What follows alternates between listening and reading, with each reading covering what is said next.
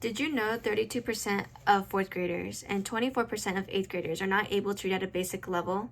That's what Emily Hartford said in her 2019 article, Why Millions of Kids Can't Read and What Better Teaching Can Do About It.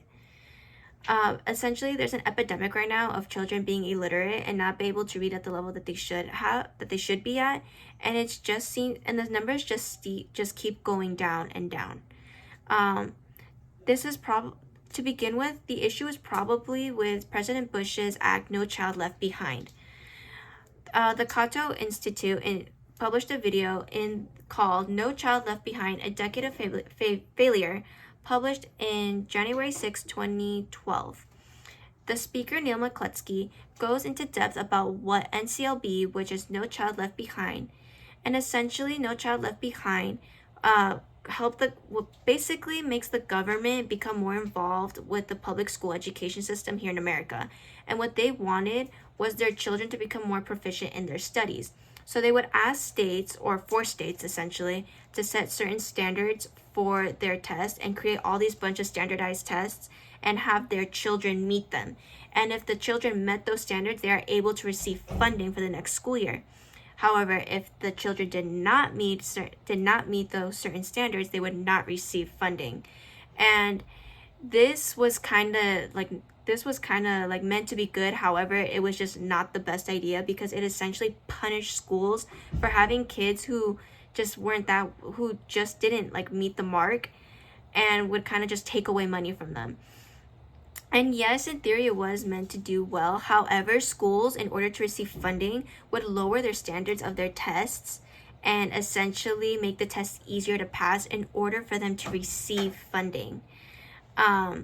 Essentially, in an article from Fair Test called Independent Test Results Show NCLB Failing, published on January 14, 2008, it shows that NCLB has done more harm than good in this country. And President Barack Obama did sign a act called Every Child Succeeds Act, which is called ESSA. I call it ESSA. And it was to help with the effects of NCLB. And it did, kind of, but not really. According to Jones Ravitch in his article, Every Student Succeeds Act, Pros and Cons, published on January 12, 2023, essentially, they would kind of give more leniency to the states. However, the states still kind of adopted the NCLB standard and would still have standardized tests. It's not as much as before. However, it still is prevalent today. And it just kind of seems like students or the schools are more focused on the funding and more money and just pushing the kids along each grade and just shoving them through the education system just so they can receive funding. So that way they look like they are proficient, they are meeting at level.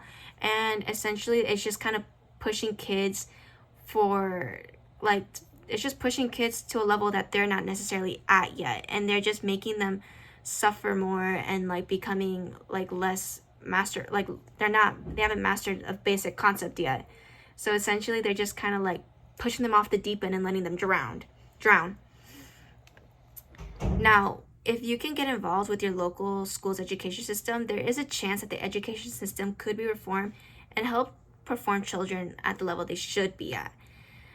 Passing a bill to help fix issues of money-hungry schools may help, and even as much as leaving your child behind and leaving them to repeat a certain grade level.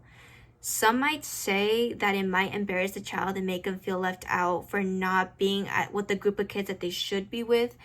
However, in the long run, it will benefit them because why would you throw a child into an environment that they do not know, that they do not comprehend, and basically set them up to fail? It's just setting kids up to fail. It's setting them up for false hopes and false pretenses, and it's not getting them prepared for life.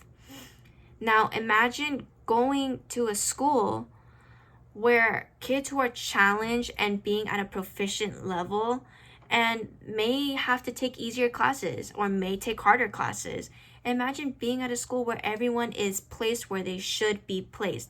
Even then, maybe just imagine your future kids being at a school where, they may not may catch on to things quicker as other students, or they might catch on to things quicker. However, they're placed in their section and in their little environment.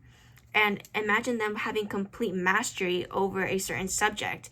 It makes them feel as if they belong, and it doesn't make them feel like they are complete failures. It makes them actually feel smart. And in a way, it boosts their self-confidence. In summary, I encourage you all to vote and be involved more with the schools. If you can, vote to pass a bipartisan legislation so that way we can help fix this epidemic of illiterate children. If that means fighting and going to PTA meetings and going to the state senate or even writing a letter saying that some children need to be left behind and to fix certain standards within schools, then so be it. Because as much as we would all love to see our children succeed and pass on the first try, that's just not always the case. And sometimes children need to be left behind in order to get the mastery of a basic skill in order to succeed later in life. Thank you.